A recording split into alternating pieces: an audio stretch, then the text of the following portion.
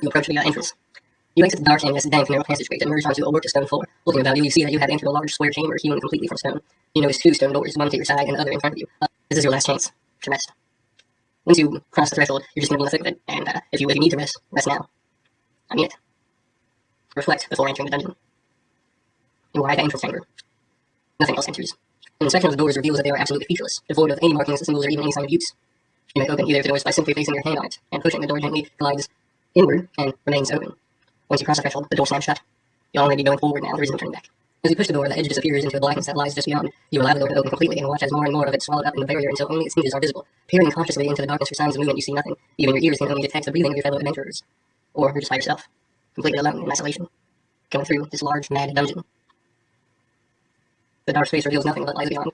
The doorway circumscribes an area that is permanently warded by a complete magical field. This field prevents all vision, including dark vision and low light vision, as well as all sound, from passing through from one side to the other in either direction. In addition, the magical field has an unusual and permanent force effect that allows creatures and items to enter the dungeon without difficulty. It absolutely prevents them from leaving.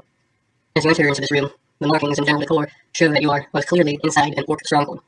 A former orc stronghold. Within this region, the orcs choose the section closest to the entrance for defensive reasons and launch all their search expeditions from here. Unfortunately, while this portion of the dungeon is defensively strong, the same qualities limit the ability of the orcs to explore other parts of the dungeon.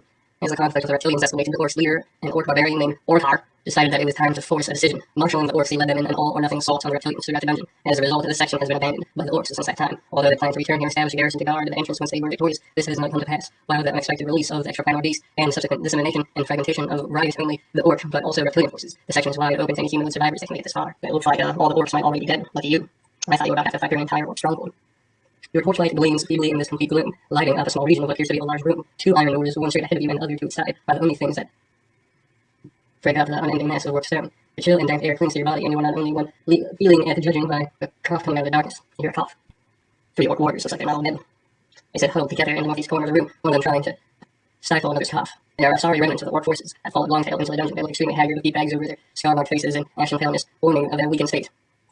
The orcs were trying to hide from you, but you rush in and slay them for XP. You're going to need to slay a lot more orcs if you want to get to level 8.